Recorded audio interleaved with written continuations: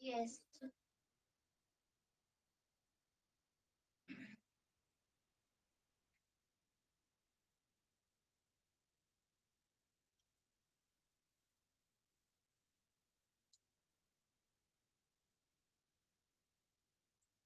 When we start, it should be started with Harihi Om, concluding also that. So when you say Asmat Gurubhyo Namaha Harihi Om, this is the beginning. Then you can directly go Ata Purusho Havai. Again, Hari Om is not required. ಅದಕ್ಕೆ ಮೊದಲ ಅಸ್ಮತ್ ಗುರು ಹರಿ ಓಂ ಅಂತ ಶುರು ಮಾಡ್ಬೇಕು ಆರಂಭದಲ್ಲಿ. ಇನ್ನು 1 ನಿಮಿಷ ಯಾಕಂದ್ರೆ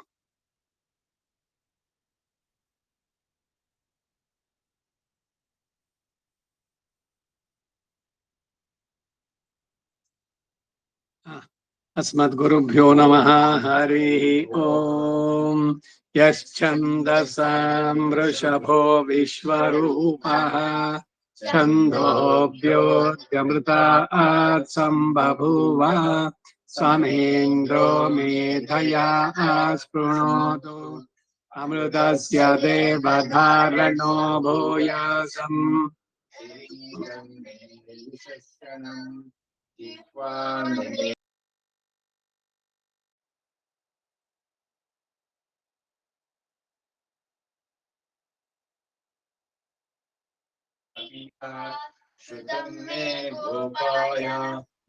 अथ पुरुषो ह वै नारायणो कामयद प्रजा सृजेयेति नारायण प्राणो जायते मनः सर्वेन्द्रियाणि च तं वायुर्ज्योतिरापः पृथिवी विश्वस्य धारिणी नारायणात् ब्रह्मा जायते नारायणादिन्द्रो जायते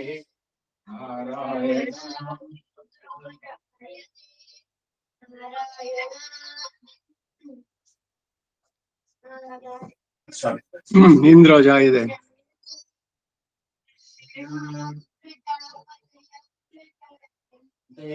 नारायण द्वादशादित्या रुद्रा वसवः सर्वाणि च छन्दांसि नारायणात् देवः समुत्पद्यन्ते नारायणे प्रलीयन्ते नारायणे प्रवर्तन्ते अथ नित्यो नारायणः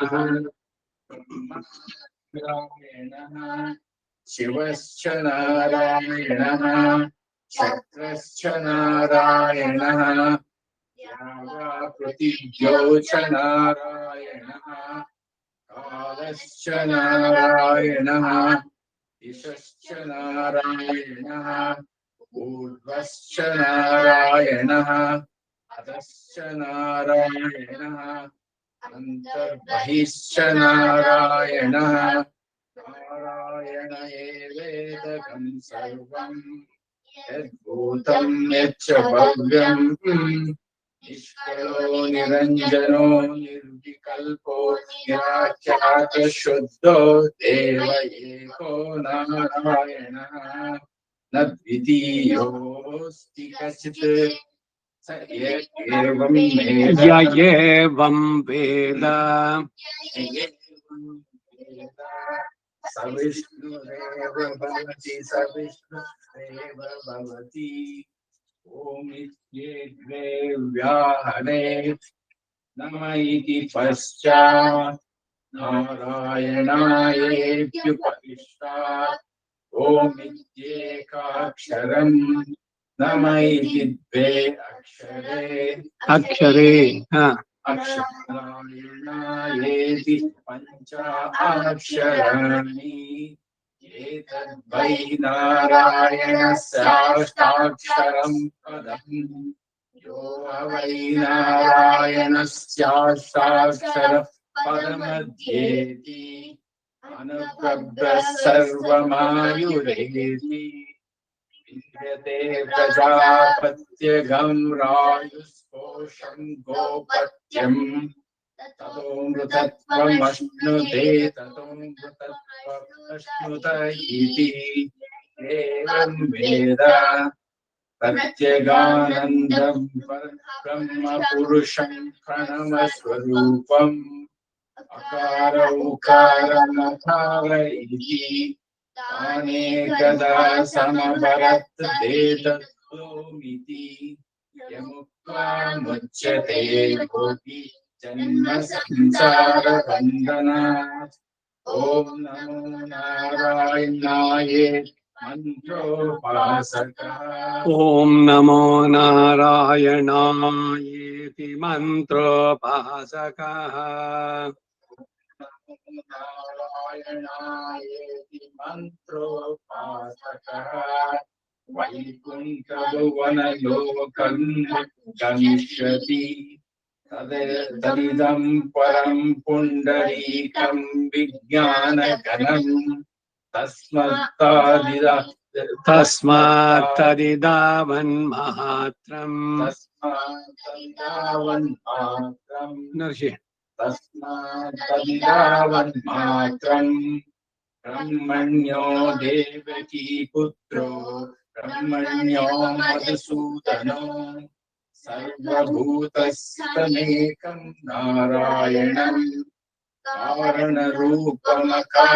परब्रह्मो एतद् अथर्वशिरो योधीते अथर्वण ಇಲ್ಲ ಏತದಥರ್ವಶಿರೋ ಯೋಧೀತೆ एतदथर्वशिरो योधीते आप्तरदीयानो पापं नाशयति समयमदीयानो दिवसकृतं पापं नाशयति माध्यन्दिनमादित्याविमुखो दीयानः पंचपादक उपपादकात् प्रमुच्यते सर्ववेदपारायण पुण्यं लभते नारायण सायुज्यमाप्नोति नारायण सायुज्यमाप्नोति नारायण सायुज्यमाप्नोति नारायण सायुज्यमाप्नोति य एवं वेद इत्युपनिषत् सहस्रशीर्षः पुरुषः सहस्राक्ष सहस्रपात् स भूमिं विश्वतो वृत्वा अत्यतिष्ठदशाङ्गुलम् पुरुष एवेदगं सर्वं यद्भूतं यच्च भव्यम् उतामृतत्वस्येषानः यदन्येनातिरोहति एतावानस्य महिमा अतो छायागश्च पूरुषः आदोऽस्य विश्वभूतानि त्रिपादिस्यामृतं दिवि त्रिपादूर्ध्वभूतैः पुरुषः आदोऽस्येहावपात्मनः ततो विश्वं प्रवेक्षामत् शनानशने अपि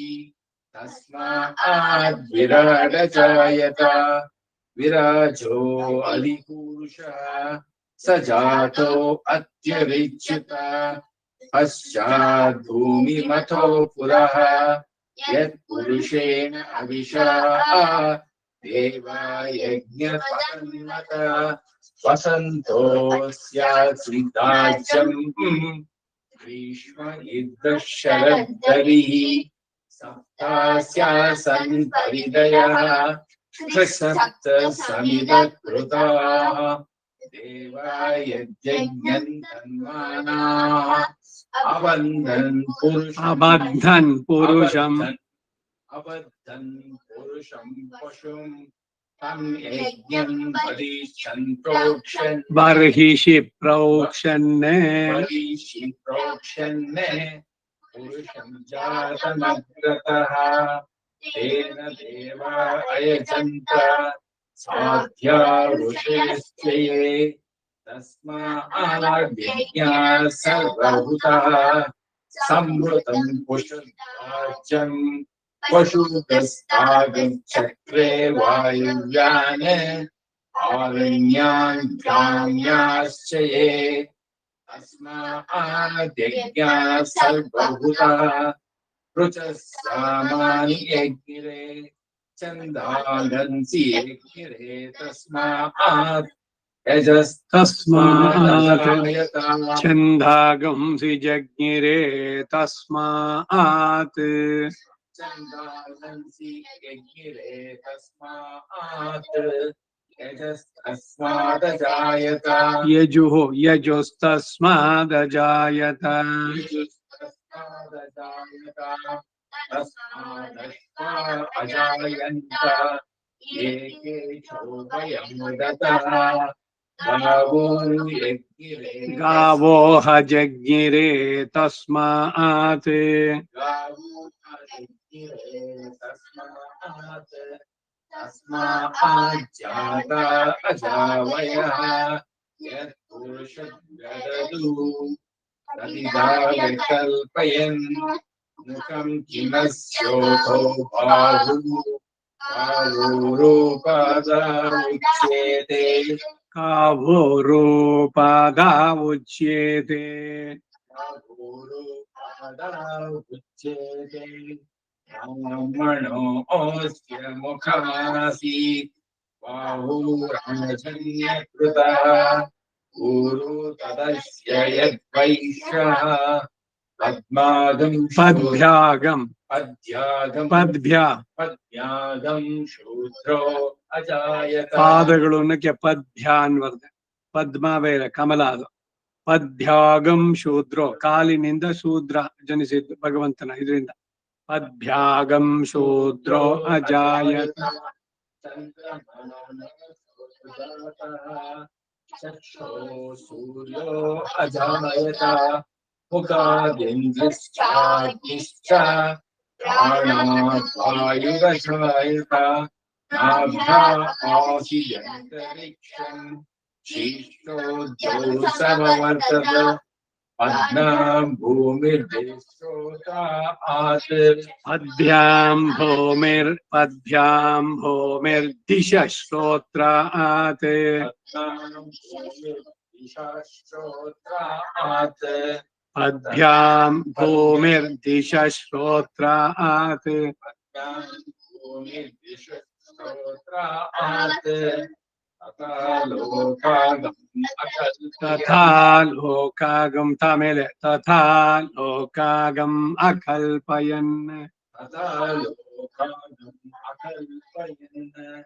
वेदामेतं पुरुषं महान्तं आदित्यवर्णं तमसस्तु पारे सर्वाणि रूपाणि विचित्य धीरा नामानि कृत्वा विवदन्त्यदास्ते तासा पुरस्ताद्यमुदक्षमाण चक्रप्रविद्वान् प्रतिशस्त्रतस्रः तमेवं विद्वान् अमृतह्यः भवति नान्यपन्था अयनाय विद्यते यज्ञेन यज्ञमयजन्त देवाः तानि धर्माणि प्रथमान्यासन् देहनाथं महिमानस्य चन्ते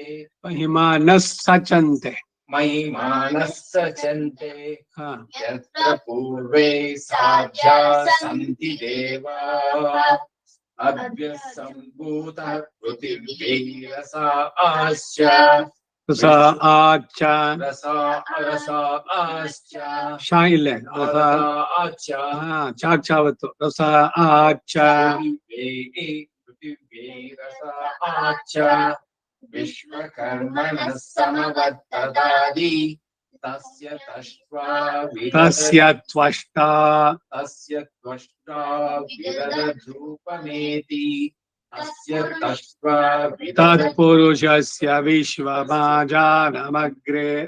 तत्पुरुषस्य विश्व विश्वमादानमग्रे वेदाहमेतं पुरुषं महान्तम् आदित्यवर्णं तमसः परस्तात् तमेवं विद्वान् अमृतस्य भवति नान्यः पन्था विद्यते जनाय प्रजापतिश्चरति गर्भे अन्तः अजायमानो बहुधा जायते बहुधा विजायते अस्य धीरा परिजानन्ति योनिम् मरीचीनां पदमिष्यन्त वेदसः ಇಲ್ಲ 8th page number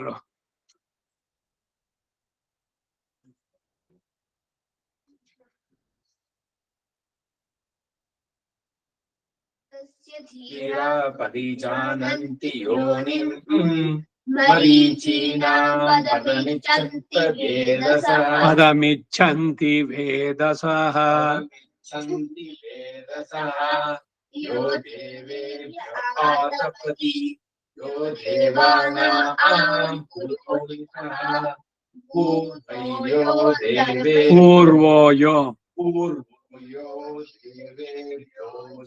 देवेभ्यो जातः नमो रुद्राय ब्राह्मये ब्राह्मं रुचं ब्राह्मं जनयन्तः ಬ್ರಾಹ್ಮ್ಯ ಇಲ್ಲೇ ಬ್ರಾಹ್ಮಂ ಹಾಕ್ ಮಾವತ್ತು ಅಷ್ಟೇ ಯಾವತ್ತಿಲ್ಲ ಅಲ್ಲಿ ರುಚಂ ಬ್ರಾಹ್ಮಂ ಜನಯಂತಹ ದೇವ ಅಗ್ರೇ ತದಬ್ರವನ್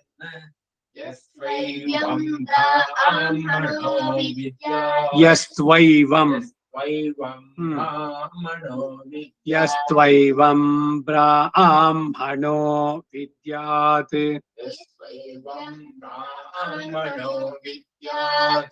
ತಸ್ಯ ದೇವ ಅಸಂಶೇ ಲಕ್ಷ್ಮೀಶ್ಚ ಪತ್ನ್ಯೋಃ ಆಹುರಾತ್ರೆ ಪಾರ್ಶ್ವೇ ನಕ್ಷತ್ರಾಣಿ ರೂಪಂ ಅಶ್ವಿನೋ ಜಾತಂ ಇಷ್ಟಂ ಮನಿಷಾಣ ಅಮಂ ಮನಿಷಾಣ ಸರ್ವಂ ಮನಿಷಾಣ ಸಹಸ್ರಶೀರ್ಷಂ ದೇವಂ ವಿಶ್ವಾಕ್ಷಂ ವಿಶ್ವಶಂಭುವಂ ವಿಷ್ಣುಂ ನಾರಾಯಣಂ ನಾರಾಯಣಂ ದೇವಮಕ್ಷರಂ ಪರಮಂ ಪ್ರಭುಂ ವಿಶ್ವತ ಪರಮಂ ನಿತ್ಯಂ ವಿಶ್ವನಾರಾಯಣ ವಿಶ್ವಂ ಓಂಕಾರ ಎಲ್ಲ ಕಡೆಯಲ್ಲೂ ವಿಶ್ವತ ಪರಮಂ ನಿತ್ಯಂ ವಿಶ್ವಂ ನಾರಾಯಣ ಧಮ್ಮರೀಂ ವಿಶ್ವಮೇವೇದಂ ಪುರುಷಸ್ತದ್ವಿಶ್ವ ಉಪಜೀವತಿ ವಿಶ್ವಮೇವೇದಂ ಪುರುಷಸ್ತದ್ವಿಶ್ವಮುಪಜೀವತಿ ವಿಶ್ವಮೇವೇದಂ ಪುರುಷಸ್ತದ್ವಿಶ್ವ ಉಪಜೀವತಿ ವಿಶ್ವಮೇವೇದಂ ಪುರುಷಸ್ತದ್ವಿಶ್ವಮುಪಜೀವತಿ ಪುರುಷಂ ಇಲ್ಲೇ ಪುರುಷಸ್ತದ್ವಿಯ ಮೊದಲಾவது ಓಂಕಾರ ವಿಶ್ವಮೇವೇದಂ ಪುರುಷಸ್ತದ್ವಿಶ್ವಮುಪಜೀವತಿ ಇನ್ನೊಂದು ವಿಷಯ ವಿಶ್ವಮೇವೇದಂ ಪುರುಷಂ ವಿಶ್ವಮೇವೇದಂ ಪುರುಷಸ್ತದ್ವಿಶ್ವಮುಪಜೀವತಿ ವಿಶ್ವಮೇವೇದಂ ಪುರುಷಸ್ತದ್ವಿಶ್ವಮುಪಜೀವತಿ ಪತಿಂ ವಿಶ್ವಸ್ಯಾತ್ಮೇಶ್ವರಗಂ ಶಾಶ್ವತಗಂ ಶಿವಮಚ್ಯುತಂ ನಾರಾಯಣಂ ಮಹಾಜ್ಞೇಯಂ ವಿಶ್ವಾತ್ಮಾನಂ ಪರಾಯಣಂ ನಾರಾಯಣ ಪರಬ್ರಹ್ಮ ತತ್ವಂ ನಾರಾಯಣ ಪರಃ ನಾರಾಯಣ ಪರಂ ಬ್ರಹ್ಮ ಪರಬ್ರಹ್ಮನೇ ಪರಂ ಬ್ರಹ್ಮ ಸೊನ್ನೆ ಇದೆಯಾ പിന്നെ ನಾರಾಯಣ ಪರಂ ಬ್ರಹ್ಮ ತತ್ವಂ ನಾರಾಯಣ ಪರಃ ನಾರಾಯಣ ಪರೋ ಜ್ಯೋತಿರಾತ್ಮ ನಾರಾಯಣ ಪರಃ यच्च किञ्चित् जगत्स्मिन् जगत्यस्मिन् जगत्यस्मिन् जगत्यस्मिन् जगत्यस्मिन् दृश्यते श्रूयते वा नर्जि यच्च किञ्चित् जगत्सन् ಸರಿಯಾಗಿ ಬರಲಿಲ್ಲ यच्च किञ्चित् जगत्स्मिन् दृश्यते श्रूयते वा नर्जि यच्च किञ्चित् जगत्सन् जगत्यस्मिन् जगत् किञ्च जगत् किंचित जगत्यस्मिन् किंचित जगह जाग जावतिದೆ यच्च किञ्चित् जगत्तस्मिन् दृश्यते श्रूयते वा अन्तर्बहिश्च तत्सर्वं व्याप्य नारायणस्थितः अनन्तमव्ययं कविगं समुद्रेऽन्तं विश्वशम्भुवम् पद्मकोशप्रतीकाशकं हृदयं चाप्यधोमुखम् Please tell one sentence. Vital. पद्मकोश प्रतीकाशकं हृदयं चाप्यधोमुखम् हाँ, continue.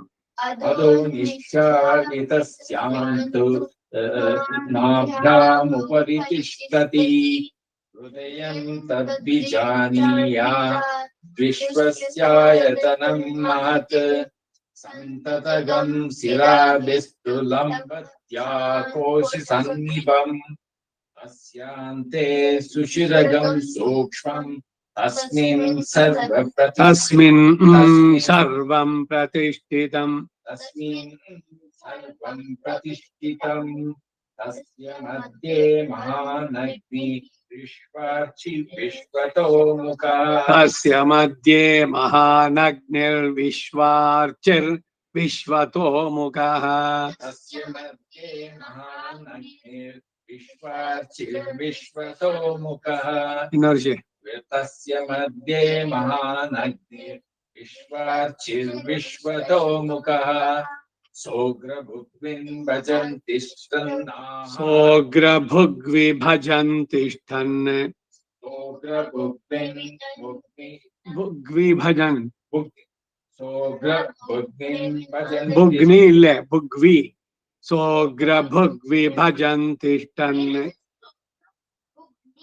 नीले बग्गाक वावति कृते नावति कृते नाकार ಇದೆ हाँ ನಾಕಾರ ಇದೆ नाकार ಇದೆಯಾ ಕರೆಕ್ಟ್ ಮಾಡಿ ವಕಾರ ಅದು ಓ विभजन सह अग्र भुक विभजन तिष्ठन आहार मजर कवि सोग्र भुग विभजन तिष्ठन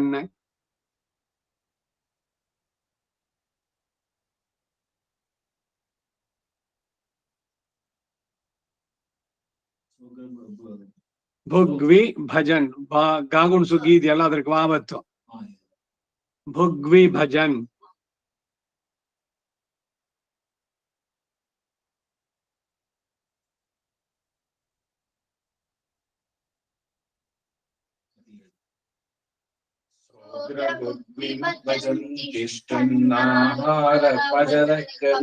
ಏನಾಗಂದ್ರೆ ಸಹ ಅಗ್ರಭುಕ್ ಎಲ್ಲರಿಗಿಂತ ಮೊದಲು ತಿನ್ನೋನು ಅವನು ಎಲ್ಲವನ್ನು ಕೂಡ ಯಾರು ಭಗವಂತ ಅವನು ನಾರಾಯಣ ಸೂಕ್ತದಲ್ಲಿ ಹೇಳುದು ವಿಭಜನ್ ತಿಷ್ಟನ್ ಆಹಾರ ಮಜರ ಕವಿ ಅಹಂ ವೈಶ್ವಾನರೋ ಭೂತ್ವ ಪ್ರಾಣಿನಾಂ ದೇಹಂ ಆಶ್ರಿತ ಪ್ರಾಣಾಪಾನ ಸಮಾಯುಕ್ತಂ ಪಚಾಮಿ ಅನ್ನಂ ಚತುರ್ವಿಧಂ ಅಂತ ಭಗವದ್ಗೀತೆನಲ್ಲಿ ಸ್ಪಷ್ಟವಾಗಿ ಹೇಳಿದ್ನಲ್ಲ ಅದೇ ಇಲ್ಲಿರೋದು ಏನು ಅಂದ್ರೆ ಎಲ್ಲಾ ಪ್ರಾಣಿಗಳು ಆಲ್ ಲಿವಿಂಗ್ ಕ್ರೀಚರ್ಸ್ ಏನೇನ್ ತಿಂತಾರೋ ಅವರ ಒಳಗಡೆ ನಾನೇ ಗ್ಯಾಸ್ಟ್ರಿಕ್ ಫೈರ್ ಆಗಿದ್ದು ಜಠರಾಗ್ನಿಯಾಗಿ ಅವರು ತಿನ್ನುವಂತ 4 ಟೈಪ್ ಆಫ್ ಫುಡ್ ಪಕ್ಷ ಭೋಜ್ಯ ಲೇಖ್ಯ ಚೂಷ್ಯ ಅಂತ ನೀವ್ ಏನೇನ್ ತಿಂತಿರೋ ಎಲ್ಲ 4 ಕೆಟಗರಿ ಬರೋದು ಅದನ್ನೆಲ್ಲ ವಿಭಜನ್ ಎಲ್ಲದನ್ನ ಬ್ರೇಕ್ ಮಾಡಿ ಡೈಜೆಸ್ಟ್ ಮಾಡಿ ತಿನ್ನೋನು ನಾನೇನೆ ಸಹ ಅಗ್ರಬುಕ್ ಅಗ್ನಿಗೂ ಕೂಡ ಅಗ್ರಬುಕ್ ಅಂತ ಅಂದ್ಬಿಟ್ಟು ಅದಕ್ಕಾಗಿ ಅಗ್ನಿ ಅಂತ ಅಗ್ನಿ ಇವನು ಪ್ರಧಾನವಾಗಿ ಅವನೇ ವೈಶ್ವಾನರಾಗ್ನಿಯಾಗಿ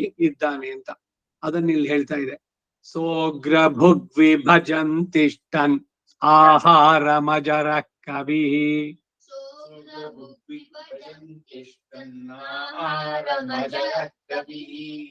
संतापयति स्वदेहमापा संतापयति स्वं देहं संतापयति स्वं देहमापादतलमस्तकम् तस्य मध्ये वह्निशिखा अणियोर्व्यवस्थितः नीलतो यद्मध्यस्या विद्युल्लेखेव भास्वरा निवारशोकवत्तन्वी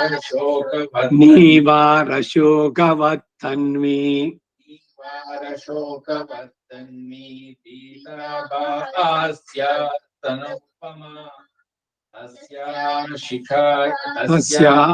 शिखाया मध्ये शिखाया मध्ये परमात्मना व्यवस्थितः स ब्रह्म स शिवः स ब्रह्मा स ब्रह्मा स शिवसेन्द्र सोऽक्षर परमस्वर ये चले ब्रह्मा शिवसेन्द्रः सोऽक्षरः सेन्द्रः सोऽक्षरः परमस्वराट् ऋतगं सत्यं परब्रह्म पुरुषं कृष्ण पिङ्गलम् ऊर्ध्वं रेतं विरूपाक्षं विश्वरूपाय वै नमः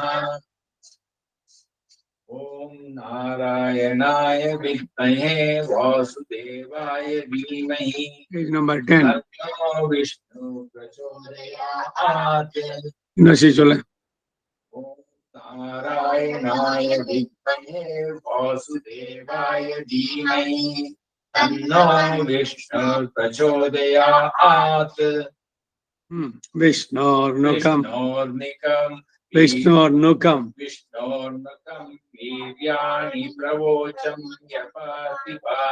यः पार्थिवानि विममे पार्थिवानि इममे रचांगन्ति यो अस्कभाया दुत्तरगं सदस्तं विचक्रमाणस्त्रे दोरुभायो विष्णोरराडमसि विष्णो पृष्ठमसि विष्णोष्णप्रेस्तो विष्णो सूर्यसि विष्णु स्यूरसि सूर्यसि ಇಲ್ಲ ಸ್ಯೂ ಸಾಕ್ ಯಾವತ್ತು ರಾಕ್ ಯಾವತ್ತು ಬರಬಾರ್ದು विष्णो स्यूरसि चूरसि विष्णो ध्रुवमसि वैष्णवमसि विष्णुमेत्वा சொல்லுங்க என்ன ரெண்டு பேர் எல்லாம் விஷ்ணோர்னுகம் வீர்யாணி பிரபோச்சம் विष्णोर्नुकं वीर्याणि प्रवोचं இல்ல அத்தனை சொல்ல ரிப்பீட் பண்ண विष्णोर्नुकं वीर्याणि प्रवोचं நான் சொல்றேன் அதை ஃபர்ஸ்ட் இவனுக்கு இன்னும் வந்துகன்னு இல்லை உனக்கு அதுக்காக ஐ அம் ரிப்பீட்டிங் இட் விஷ்ணோர்னுகம் வீர்யாணி विष्णोर्नुकं वीर्याणि विष्णोर्नुकं वीर्याणि प्रवोचं यः पार्थिवानि प्रवोचं यः पार्थिवानि विममे रजागंसि विममे रजांगंसि विममे रजांगंसि रजांग இல்ல रजागंसि रजागंसि रजांग रांग வேண்டாம் ರಜಾಂಸಿ ಇಕ್ಕಪಡ್ತಾರೆ ರಜಾಗಂಸಿ ಅದನ್ನೇ ರಜಾಂ சொல்கூடாது ಅಮ್ಕಾರ வரக்கூடாது ಮೂಕುಳ್ಳ ರಜಾಗಂಸಿ ಅದನ್ನೇ ವಿಮಮೇ ರಜಾಗಂಸಿ ಇನ್ನು ಯೋ ಅಸ್ಕಭಾಯದೋತ್ತರಗಂ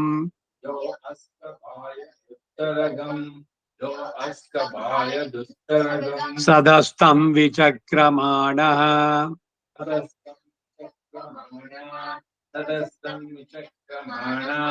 माणः पद उड्चाक त्रे धोरु गाय मुंतुकोर्न सदस्तं विचक्रमाणः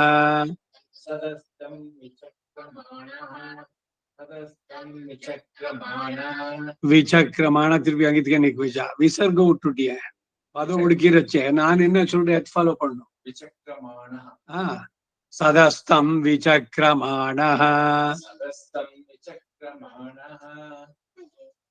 No, we ஒன்னும் கரெக்ட் பண்றது வேண்டாம். நான் பத ಬಿಡಿಸ್ತಾ ಇದ್ದೀನಿ to make you to learn that. Then continue ಬಂದಾಗ ಸರಿಯಾಗಿದೆ. ಈಗ ನೋಡು.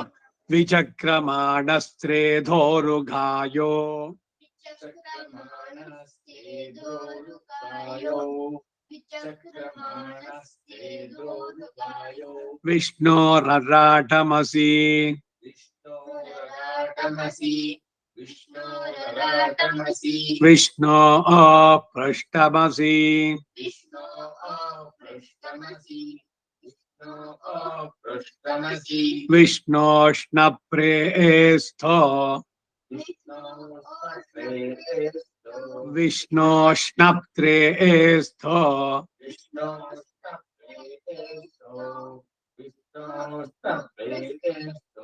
ವಿಷ್ಣೋ ಸ್ಯೂರಸಿ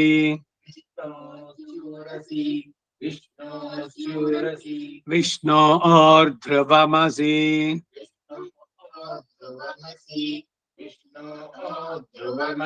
ವೈಷ್ಣವಮಸಿ ವಿಷ್ಣವೇ ತ್ವಾ ವಿಷ್ಣೋರ್ನುಕಂ ವೀರ್ಯಾಣಿ ಪ್ರವೋಚಂ ಯಃ ಪಾರ್ಥಿವಾನಿ. ಮೊದಲಿನ ವಿಷ್ಣೋರ್ನಕಂ ವೀರ್ಯಾಣಿ ಪ್ರವೋಚಂ ಯಃ ಪಾರ್ಥಿವಾನಿ. ಇಲ್ಲ ವಿಷ್ಣೋರ್ನುಕಂ ವಿಷ್ಣೋರ್ನಕಂ ವೀರ್ಯಾಣಿ ಪ್ರವೋಚಂ ಯಃ ಪಾರ್ಥಿವಾನಿ. ವಿಮಮೇ ರಜಾಗಂ ಸಿಯೋ ಅಸ್ಕಭಾಯದೋತ್ತರಗಂ.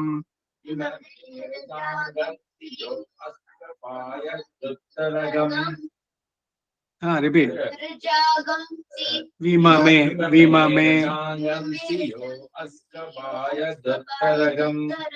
ಇನ್ನೊಂದು ರಜಾಗಂಸಿ ರಜಾಂಗ್ ಬರುತ್ತೆ ತಿರುಪಿಯೋ ರಜಾಗಂಸಿ ಅದ್ನೇ ರಜಾಂಗ್ ವಂಡ ರಜಾಗಂಸಿ ಅಂಕರ ವಂಡಂಗೆ ರಜಾಗಂಸಿ ರಜಾಗಂಸಿ ಇನ್ನೊಂದು ವಿಮಮೇ ರಜಾಗಂಸಿ ಯೋ ಅಸ್ಕಭಾಯದೋತ್ತರಗಂ.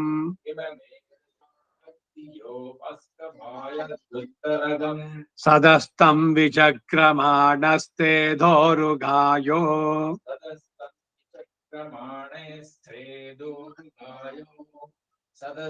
ವಿಚಕ್ರಮಾಣೇ ಸ್ತ್ರೇದೋರುಘಾಯೋ. ನೀ ಸೊಲ್ಲೆ ವಿಠಲ ಕಮಾನ್.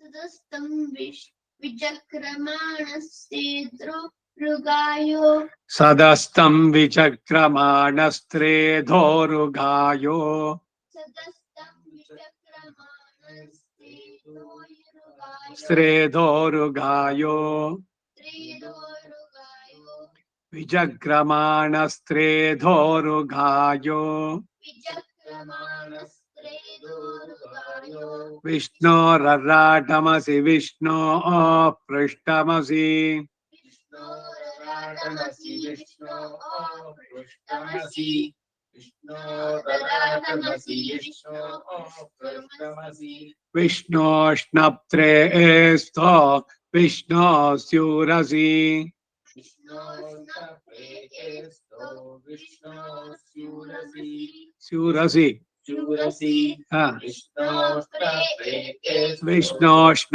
ಪ್ರೇಸ್ಥೋ ವಿಷ್ಣೋರ್ನಪ್ರೇಸ್ಥೋ ವಿಷ್ಣೋ ಸ್ಯೂರಸಿ ವಿಷ್ಣೋ ಧ್ರುವಮಸಿ ವೈಷ್ಣವಮಸಿ ವಿಷ್ಣವೇ ತ್ವಾ ವಿಷ್ಣೋ ಧ್ರುವಮಸಿ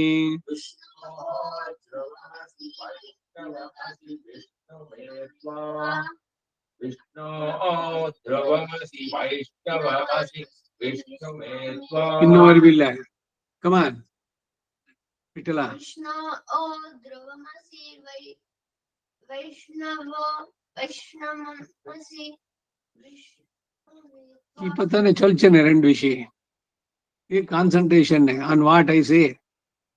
வைஷ்ணவமசி விஷ்ணவே த்வா ವೈಷ್ಣವಮಸಿ ವಿಷ್ಣುವೇ ತ್ವಾ वैष्णवमसि विष्णवे त्वा विष्णु और ध्रुवमसि वैष्णवमसि विष्णवे त्वा विष्णु ध्रुवमसि वैष्णवमसि विष्णुवे त्वा ಇನ್ನೊಂದ್ಸರಿ विष्णु ध्रुवमसि वैष्णवमसि विष्णुवे त्वा ನೋಡಿಸಿ विष्णु ध्रुवमसि वैष्णवमसि विष्णुवे त्वा ಬಂತಾ ತದಸ್ಯ ಪ್ರಿಯಮಭಿಪಾತೋ ಅಸ್ಯ तदस्य प्रेम विपातो अश्याम तदस्य प्रेम विपातो अश्याम ಹಾ तदस्य प्रेम विपातो अश्याम ಕಂಟಿನ್ಯೂ तदस्य प्रेम विपातो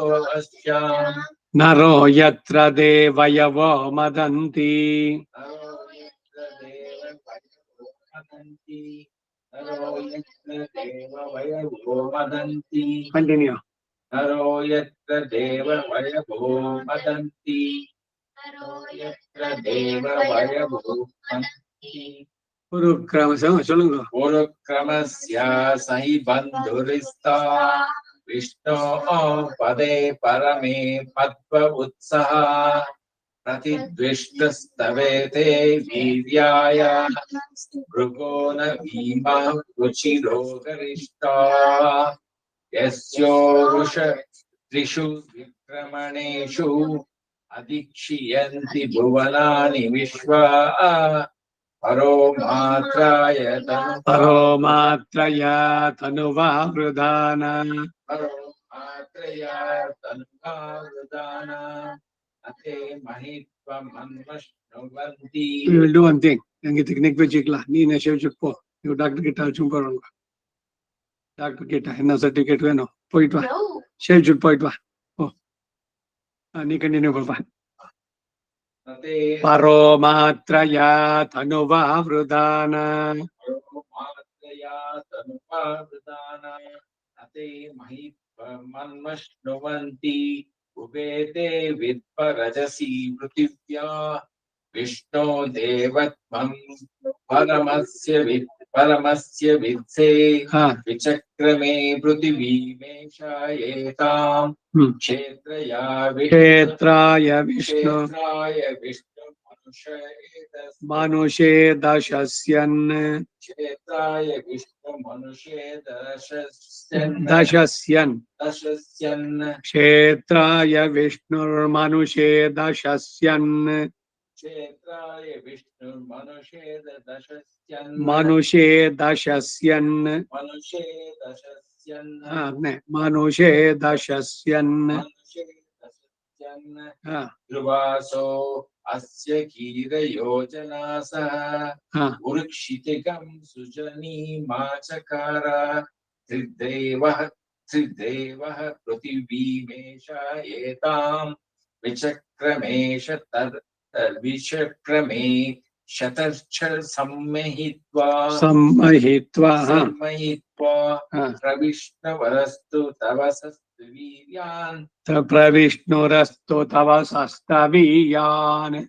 प्रविष्टरस्तु तव सस्वीर्यान् Tava sastaviyan. तव सस्तवीर्यान् Viryan illa. Viryan. वीर्यान् Ah. तव सस्तवीर्यान् वेषग् अस्य Veshagyasya. वेषग् अस्य Asya illa. Hyasya. यस्य Ha. Ha kya bato? यस्य यस्य Hya. Hya. Hyasya. यस्य Tve. कैसे ये go? Tveshagyasya. वेषगस्य No, she. वेषगस्य Hyasya illa. Hyasya. यस्य Tveshagyasya. वेषगस्य No, revila. वेषगस्य Tveshagyasya. वेषगस्य ಇಲ್ಲ ನಿಧಾನವಾಗಿ ಕೇಳ್ಕೊ ತ್ವೇಷಗ್ಯಸ್ಯ वेषगस्य ಸರಿಯಾಗಿ ಕೇಳ್ಕೊ ಹ್ಯಸ್ಯ ಹಾಕಿ ಯಾವತ್ತು ಹ್ಯಸ್ಯ ಹ್ಯಸ್ಯ ಹ್ಯಸ್ಯ ತ್ವೇಷಗ್ಯಸ್ಯ రెండు ಎಸ್ಎಸ್ಯ ಬರಲ ತ್ವೇಷಗ್ಯಸ್ಯ ನೀ ಸರಿಯಾಗಿ ಕೇಳ್ಕೊಣು ನಾ சொல்றேன் Hyasya. Yasya. Hyasya. Yasya. Hasya. Hyasya. Yasya. Ha. Hyasya. Hasya. Ha. Hya. Hya. Ha ki yavattu hya. Hasya. Hyasya. Hasya. Hyasya. Yasya. Hyasya. Yasya. Yasya bante. Hasya. Hasya. Hyasya. Ha ki yavattu hya. ಲೇಹ್ಯ ಪದ ಕೇಳಿದ್ಯಲ್ವಾ? Lehya. ಅದು ಬಂತು ಇಲ್ವಾ? ಲೇಹ್ಯ ಅದೇ ಹ್ಯಸ್ಯ. Hasya. ಲೇಹ್ಯಸ್ಯ Lehyasya. ಬಂತು ಇಪ್ಪ. Lehyasya. ಲೇಹ್ಯಸ್ಯ ಹ್ಯಸ್ಯ ಬಂತ ಪದ ಹೊರಟು ರೆಕಾರ್ಡ್ ಆಗணும் மனசுல. ஹ்யஸ்ய. Lehyasya. ಲೇಹ್ಯಸ್ಯ அப்படியா? இப்போ ஒரு ஹ்யஸ்ய சொல்ல. ஹ்யஸ்ய. Yasya. Repeat. Yasya. Lehyasya. ಲೇಹ್ಯಸ್ಯ Lehyasya. ಹ್ಯಸ್ಯ Yasya. ತ್ವೇಷಗ್ಗ ಹ್ಯಸ್ಯ. Veshagasya. ஒரு இல்ல. Veshagasya. ಲೇಹ್ಯ ಜ್ಞಾಪಕ పెంచుకో. Lehya. పెంచుకో, జ్ఞాపక వచ్చుకో. ಅತ್ತೊಳಗೆ ಹಾಕಿ ಯಾವತ್ತು ಹ್ಯಸ್ಯ. Yasya. Veshagasya. Veshagasya. ತ್ವೇಷಗ್ಗಸ್ಯ ಆಚೆ. ತ್ವೇಷಗ್ಗ ಹ್ಯಸ್ಯ. Veshagasya. Veshagasya. ಲೇಹ್ಯ ಅದು ಜ್ಞಾಪಕ ಹೊರಡು ತಲೆಗೆ. Lehya. கரெக்டா வருது இல்லையோ? பின்ன யாக்கு யாவது சொல்றது கஷ்டம் என்ன? லேஹ்யா ஒரு ஹ்யா. லேஹ்யா ஹ்யா. ஹ்யா ஹ்யக்கு ஹ்யக்கு இல்ல. ஹ்யஸ்யா. Yasya. ஹ்யஸ்யா. Yasya. Ah. Yasya. த்வேஷக்க ஹ்யஸ்ய. Veshagasya. Veshagasya. த்வேஷக்க ஹ்யஸ்ய. த்வேஷம் ஹி அஸ்ய தவிரஸ்ய நாம. பத உடிச்சால. த்வேஷம் ஹி து ஏஷ த்வேஷ. ஏஷ ஹி ஏஷம். இப்போ ಸಂಸ್ಕಾರ ಅನ್ನಬಿಡಿಗೆ ಸಗ್ಗಸ್ಕಾರ ವರ್ಣ ಗಕಾರ ವರ್ಣ அப்படி இங்கோ த்வேஷக் வந்த. ஹி அஸ்ய ஹ்யஸ்யார்ன. ஹ்யஸ்ய ஹ ஹ்யஸ்ய. Yasya. த்வேஷக் ஹ்யஸ்ய. Veshagasya. இன்னும் கொஞ்சம் பிராக்டிஸ் பண்ண அதுல. ஸ்தவிரஸ்ய நாம. இல்ல, த்வேஷக் ஹ்யஸ்ய ஸ்தவிரஸ்ய நாಮ. ಸ್ಥವಿರ ಸಾಕಾವತ್ತು ತಾವತ್ತು இல்ல எங்களுக்கு நதாய்க்கிறதாங்க. அதுக்கு ஸ்தவிர கரெக்ட். ஸ்தவிரஸ்ய நாம. தேவா தீர்ಘ. अतो देवा अवन्तु नो. विष्णुर्विचक्रमे पृथिव्या सप्तधामभिः इदं विष्णुर्विचक्रमे त्रेधानि ददे पदम् समूढमस्य भागं सुरे. दीनि पदा विचक्रमे विष्णुर्गोप अदाप्य ततो धर्माणि धारयन् विष्णोर्न कर्माणि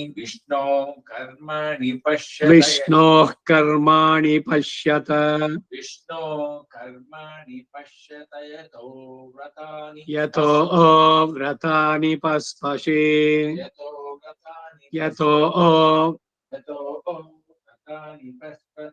पस्पशे. विष्णोर् कर्माणि पश्यत. यतो पश्यत. यतो मेदरण्गीत. इन्द्रस्य युज्यसः तद्विष्णो परमं पदगं सदा पश्यन्ति सूरयः दिवीव चक्षुराततं तद्विप्रासो विपन्यवो जागृवाघं ससमिन्धते. విష్ణోర్యత్ పరమం పదం మంగళారతిలో చొల్లப்படுతా మంత్రం ఇది తద్విష్ణు పరమం పదం. నెక్స్ట్ పర్యాప్త్యాం ನಮ್ಗೆ ಅನಂತರಾಯ ಅన్ని ಇಲ್ಲಂಗೆ ಪರ್ಯಾಪ್ತ್ಯ ಪರ್ಯಾಪ್ತ್ಯ ಅನಂತರ ಅನಂತರಾಯ ಸರ್ವಸ್ತೋಮೋದಿರಾತ್ರ ಉತ್ತಮ ಮಹರ್ಭವತಿ ಸರ್ವಸ್ಯಾರ್ಥೈ ಸರ್ವಸ್ಯ ಚಿತೈ ಜಿತ್ಯೈ ಚಿತ್ವೈ ಜಿತ್ಯೈ ಚಿತ್ವೈ ಜಿತ್ಯೈ ಚಿತ್ವೈ ತ್ಯೈ ಜಿತ್ಯೈ. ಅಲ್ಲಿ ಭಾವತ್ ಬಂದ್ಬಿಟ್ಟಿದೆ ಮಾಮ, ಅದಕ್ಕೋಸ್ಕರ ತೆಗಿರಿ ಅದು ಅದೇ ಭಾವತ್ತು. ಯಾವತ್ ಹಾಕ್ಬೇಕು ಹೌದು. ಸರ್ವಸ್ಯ ಜಿತ್ಯೈ, ಏನು ಜಿತ ಅಂದ್ರೆ ಎಲ್ಲವನ್ನು ಜಯಿಸ್ತಾನೆ. ಭಗವಂತನ ಕೃಪೆಯಿಂದ ಸರ್ವಸ್ಯ ಆಪ್ತ್ಯೈ, ಎಲ್ಲವನ್ನು ಪಡಿತಾನೆ. ಸರ್ವಸ್ಯ ಜಿತ್ಯೈ, ಎಲ್ಲವನ್ನು ಜಯಿಸ್ತಾನೆ. ಎಲ್ಲಿ ಕೆಲ್ಸಕ್ಕೆ ಹೋದ್ರೆ ವಿಲ್ ಬಿ ಸಕ್ಸಸ್ಫುಲ್. ಸರ್ವಮೇವ ತೇನಾಪ್ನೋತಿ, ಅವನು ಏನೇನ್ ಬಯಸ್ತಾನೆ ಎಲ್ಲವನ್ನು ಪಡಿತಾನೆ. ಸರ್ವಂ ಜಯತಿ, ಎಲ್ಲವನ್ನು ಜಯಿಸ್ತಾನೆ. ಜಿತ್ಯೈ ಸರ್ವಮೇವ ತೇನಾಪ್ನೋತಿ ತೇನ ಆಪ್ನೋತಿ ಜಿತ್ಯೈ ಸರ್ವಮೇವ ತೇನಾಪ್ನೋತಿ ಸರ್ವಂ ಜಯತಿ. ಇದು ಅದನ್ನೇ ಮಂಗಳಾರತಿಗೆ ಶೊಲ್ರಪಡ್ತಾರೆ, ಆಶೀರ್ವಾದಕ್ಕೂ ಆಗ್ಬೋದು. ಪರ್ಯಾಪ್ತ್ಯ ಅನಂತರಾಯ ಸರ್ವಸ್ತೋಮೋತಿರಾತ್ರ ಉತ್ತಮ ಮಹರ್ಭವತಿ ಯಾಪ್ತ್ಯೈ ಸರ್ವಸ್ಯ ಜಿತ್ಯೈ ಸರ್ವಮೇವ ತೇನ ಆಪ್ನೋತಿ ಸರ್ವಂ ಜಯತಿ. ಫೈನ್. ನಮೋ ಬ್ರಹ್ಮಣೇಶ್ವರ. நாளைக்கு ஒரு நாளைக்கு நான் இந்த கிளாஸ் எல்லாம் பிராக்டிஸ் பண்ணிக்கேன், பூரா பர்ஃபெக்ட் பண்ணிக்கேன், முந்து போலாம். நெக்ஸ்ட் சொல்லணும். நமோ பிரம்மணே தாரணம் மே அஸ்மனி காரணம் நிராகரணம் அஸ்ம நிராகரணம் தாரயிதா பூயாசம் கர்ணயோ ஸ்ருதம் மா ಚೋಡ್ವಂ ಮಮ ಮಾಚ್ಯೋ ಓಡ್ವಂ ಚಾಕ್ ಯಾವತ್ತು ಮಾಚ್ಯೋ ಓಡ್ವಂ ಚೋಡ್ವಂ ಮಮ ಮುಷ್ಯೋ. ಹರಿ ಓಂ ಶ್ರೀ ಕೃಷ್ಣಾರ್ಪಣಮಸ್ತು.